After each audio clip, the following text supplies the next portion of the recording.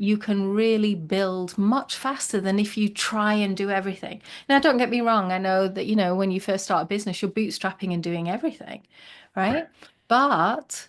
But the quicker you can find your first assistant, the quicker you can start to surround yourself with that support, because it's an illusion to think that you can't. We are Yeah. interconnected in this life. Life is relational, business is relational. And the sooner we realize that we cannot hold it all, then the better we'll be. Welcome to Mastering the Numbers. I'm your host, Joe Mallo.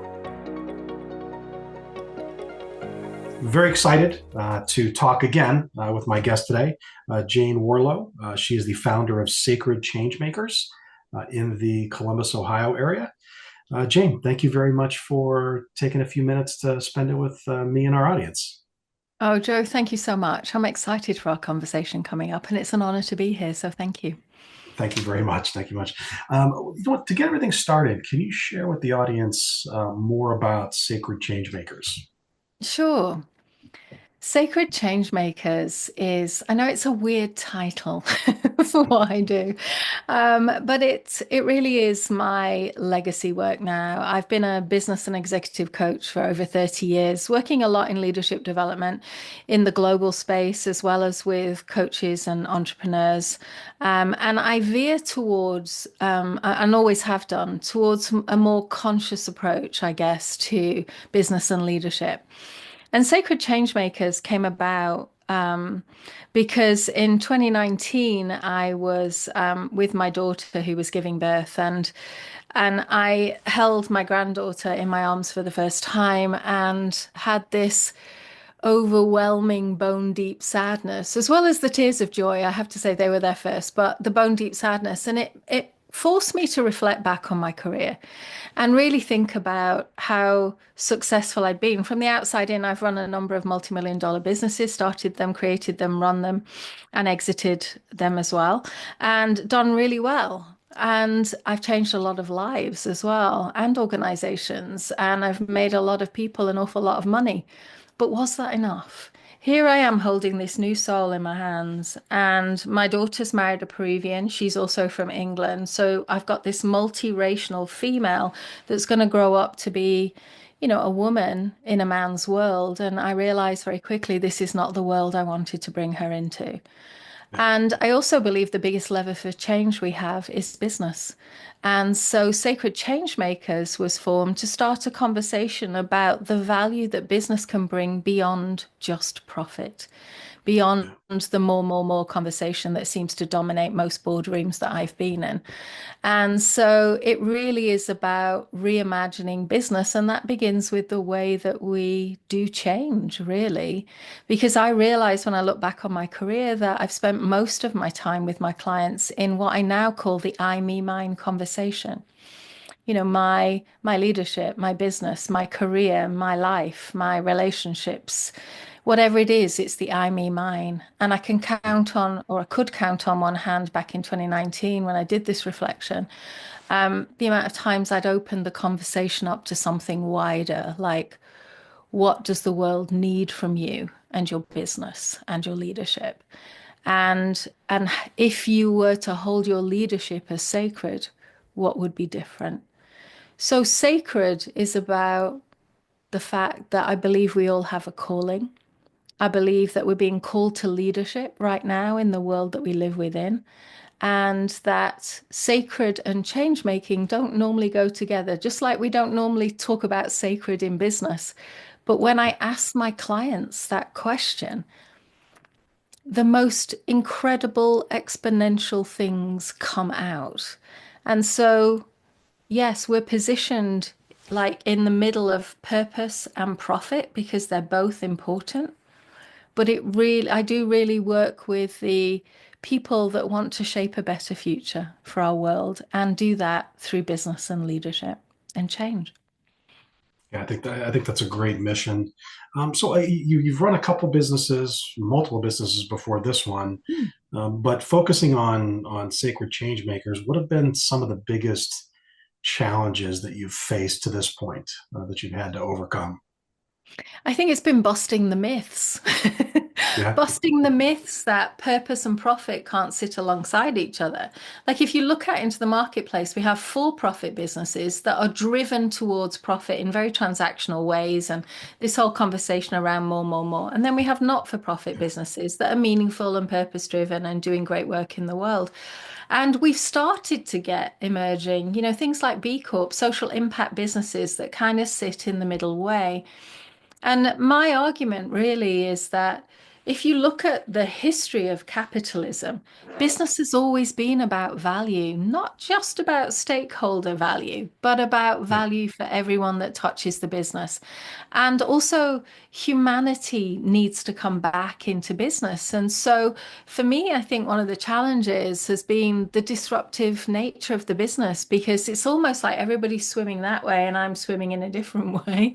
And I've Yeah. certainly felt that in a number of different environments. So it's changing mindsets that are very kind of, well, we're socialized and enculturated into them. And we're not taught to really challenge them or think about them because they've always been this way.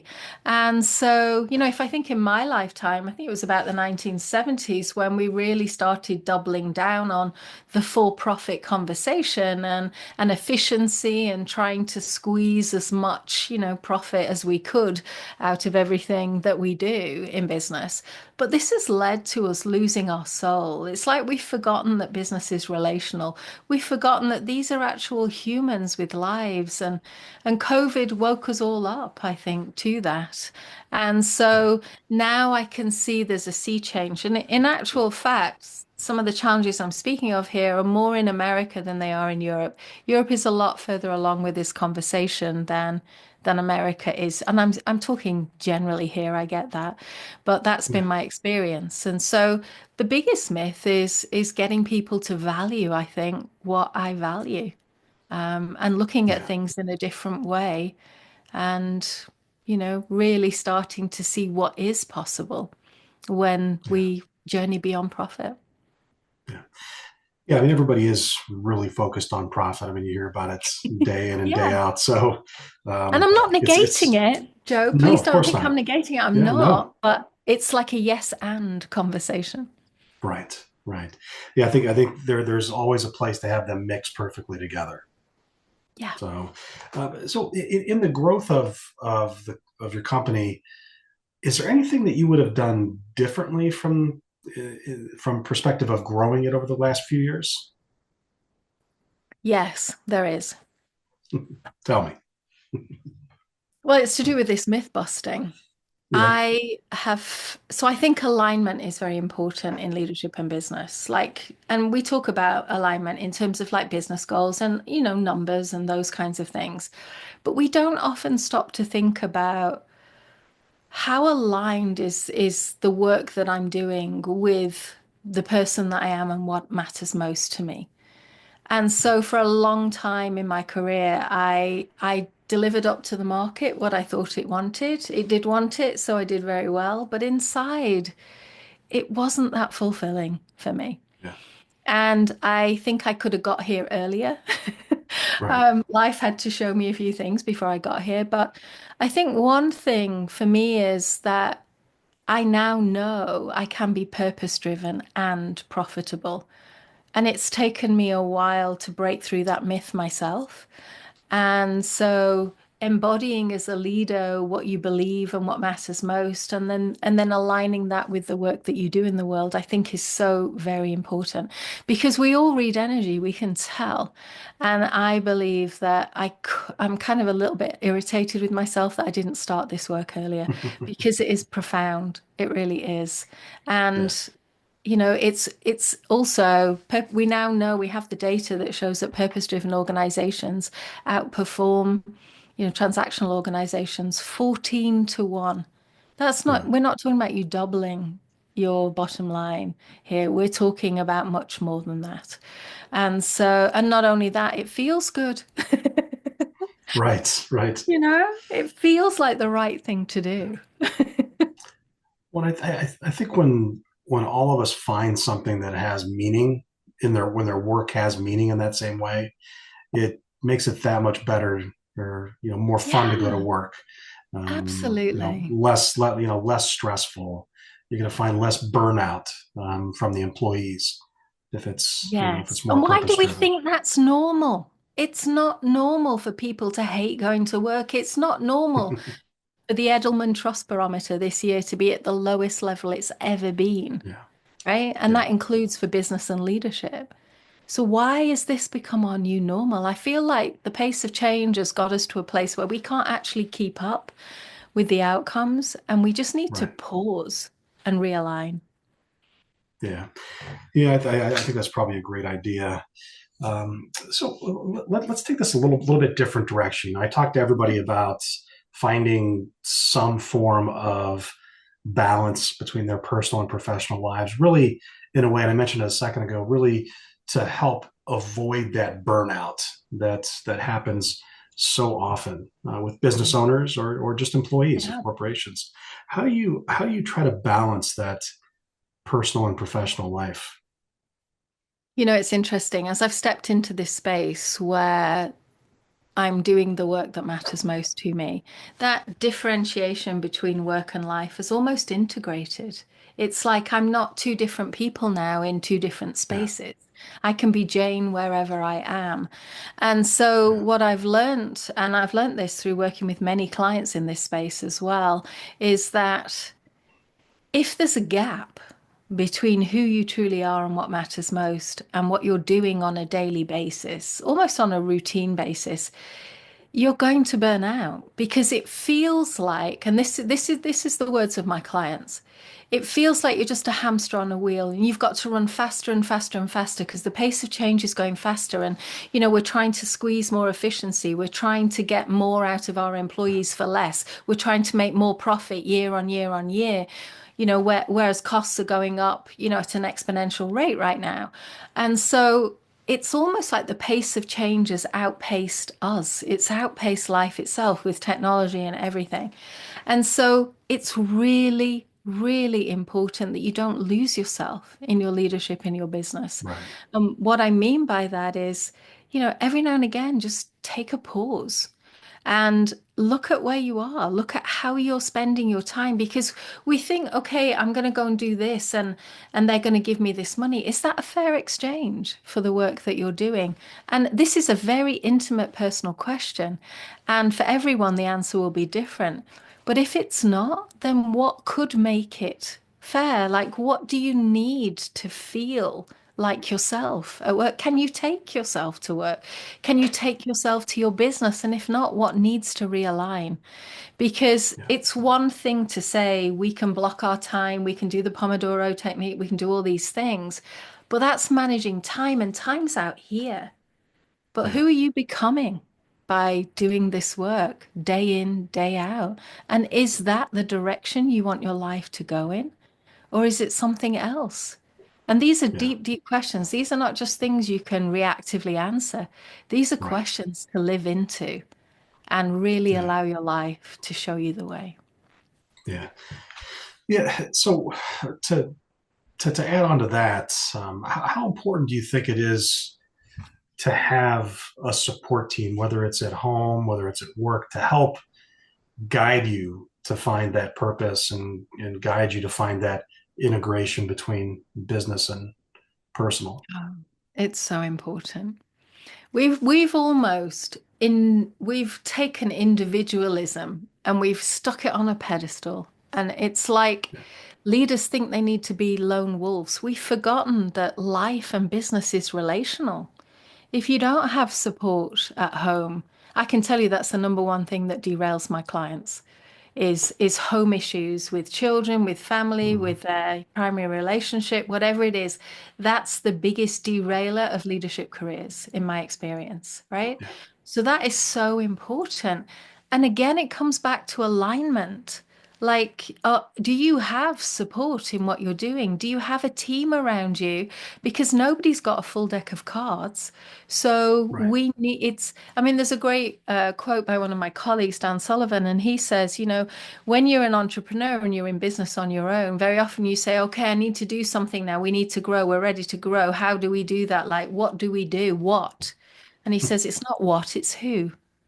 Yeah. because it's finding the other people to surround yourself with that are genius at what they do, and you're a genius at what you do, so you can stay in your lane so Right. that you can really build much faster than if you try and do everything. Now, don't get me wrong, I know that, when you first start a business, you're bootstrapping and doing everything, Right. right? But the quicker you can find your first assistant, the quicker you can start to surround yourself with that support, because it's an illusion to think that you can't. We are Yeah. interconnected in this life. Life is relational, business is relational. And the sooner we realize that we cannot hold it all, then the better we'll be. Yeah. So, yeah, Yeah, it's essential. I think about it all the time, really. I have a mentor who gave me support 20 years ago, and without a lot of the time that he spent with me, I don't think that I'd be where I'm at today.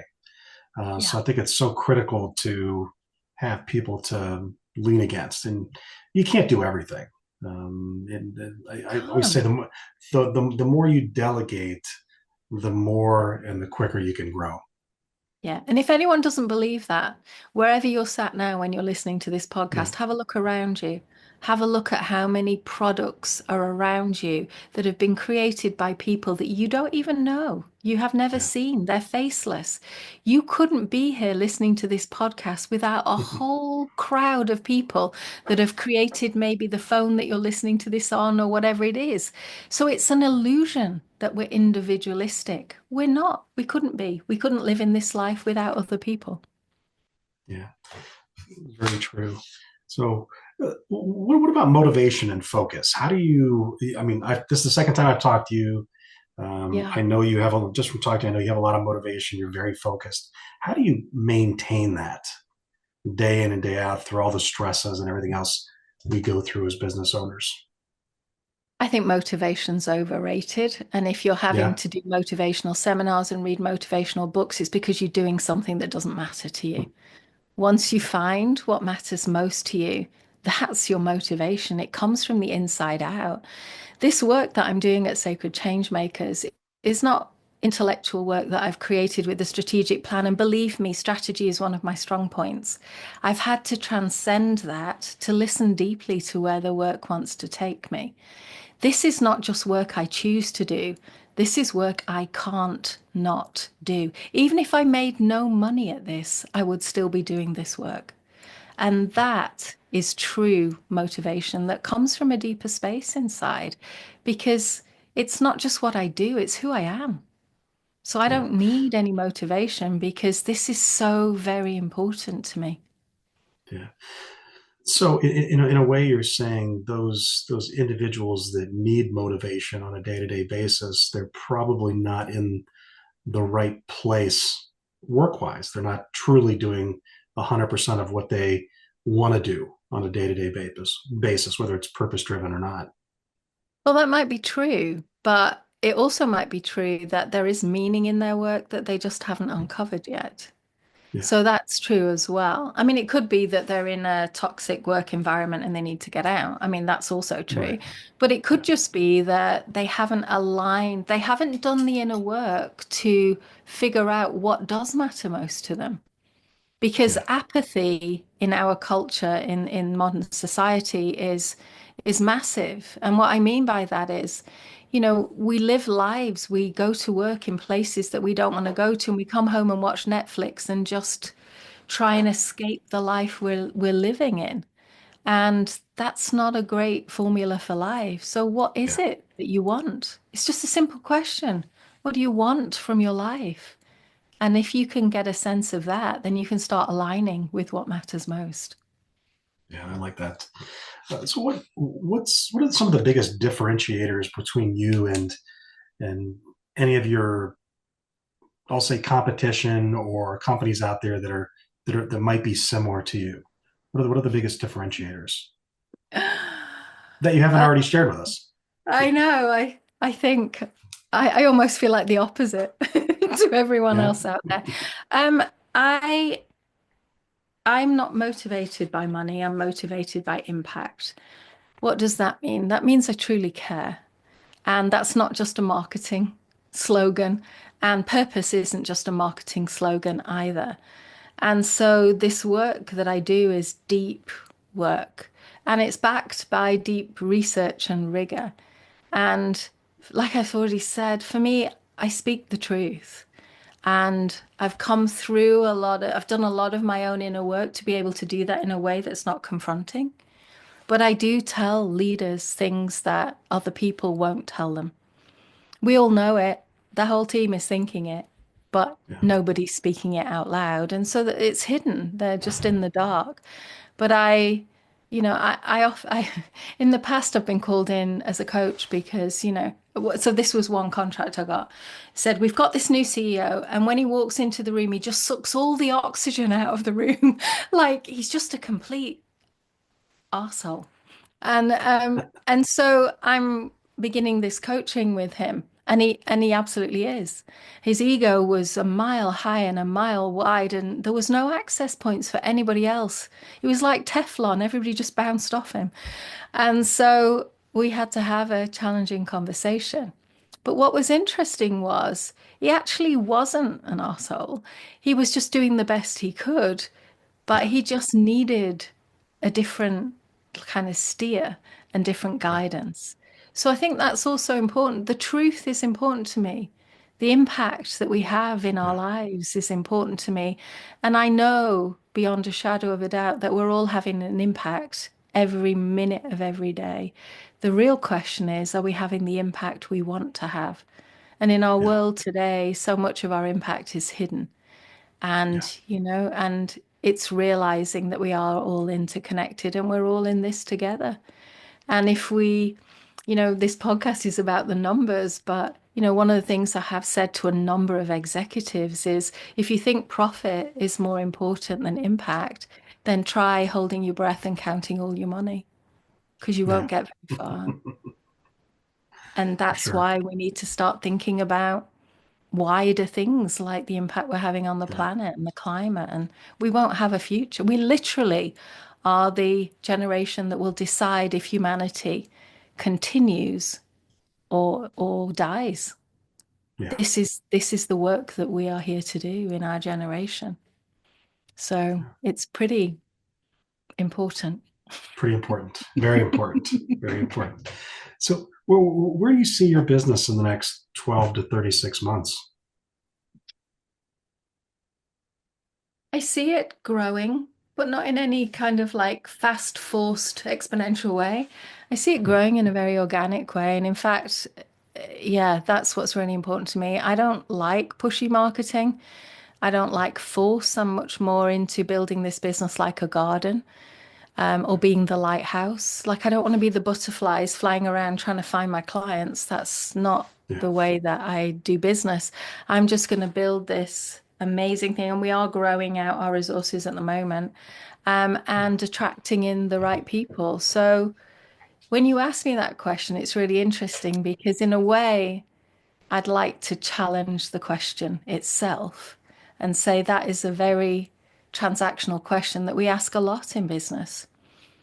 And so I don't know is going to be my answer because nobody knows. How could we in the Yeah. context that we're doing business in today? I will go where this work wants to take me, and that's where I'll be. I'm not Yeah. intellectually putting out a plan and then working a plan. I've transcended that now. And Yeah. I get results that I could never have imagined, Joe. Yeah. Literally never have imagined Yeah. because people come, they find me from the most ridiculous places.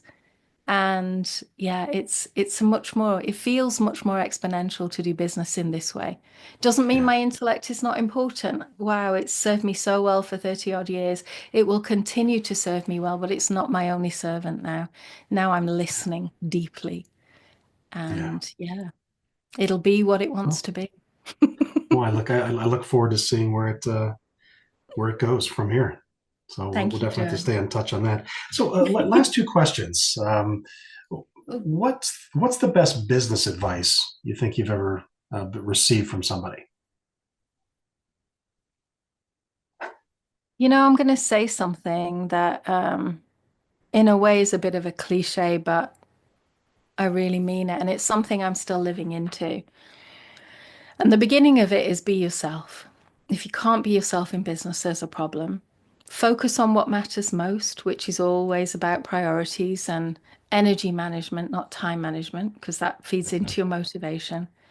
But the other side of this is take responsibility for yourself. Own your value. That Yeah.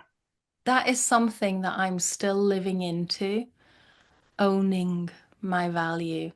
And it's really interesting as an exploration of what that means because it's so different for all of us. And I don't mean it in an ego-driven way. I mean from the heart, really. Own your Yeah. value. Do good work. Be a good Yeah. person. Be in service to what others need from you, and you will never go wrong. Yeah. I like that a lot. So, final question, I promise. Okay. Um, let's say you ran into another business owner, and they're a year or 2 years in. The business Hmm. isn't going exactly how they had hoped. Of course, they're stressed out. What type of advice would you give them? Hmm. I'd say treat business like an experiment. The foundation of business is getting your product market fit in place. And so the first thing to do is, really understand your audience and know if you are delivering something that they already need. That means that the demand is already out there for what you have and what you're doing. If you find that the demand is not already out there and you've got something quite innovative and you're having to create demand, you need a lot of resources to do that. So know that at the outset. If you can just look at what your audience needs and wants from you and deliver that, business will get a lot more simple, it'll get a lot more straightforward, and it'll be a lot easier because it'll just flow. Yeah. Yeah, I'm going to remember that. Treat it like an experiment. I almost feel like I do that every week on my own. Is it Well, yeah, always because we constantly experimenting? Yeah, because we don't talk about in business failure, and I don't Yeah, believe there is failure as long as you keep going in business. But there yeah, are mistakes, and I've learned so much more from my mistakes than I have from any of my successes, and yet everybody yeah, focuses on the success. yeah, So, yeah. yeah. I agree. Listen, it was really great having you on the podcast. If anybody wants to get a hold of you, what's the best way for them to do that? Yeah, go to sacredchangemakers.com and you can find out there or look for me on LinkedIn. Thankfully, I have a really unusual name, so there's only one Jayne Warrilow. If you do find the Australian gymnast, that's not me. Okay, I'll make a note of that. I promise. Well, I'll tell you once again, thank you very much for spending some time with me, and for everybody out there watching the podcast. Thanks for attending, and we'll catch you on the next episode. Jayne, thank you. Take care. Thanks, Joe. You've just tuned into another episode of Mastering the Numbers. We hope you found valuable insight to boost your financial success. Be sure to subscribe on your favorite platform and leave us a review. Keep pushing forward, and thanks for listening.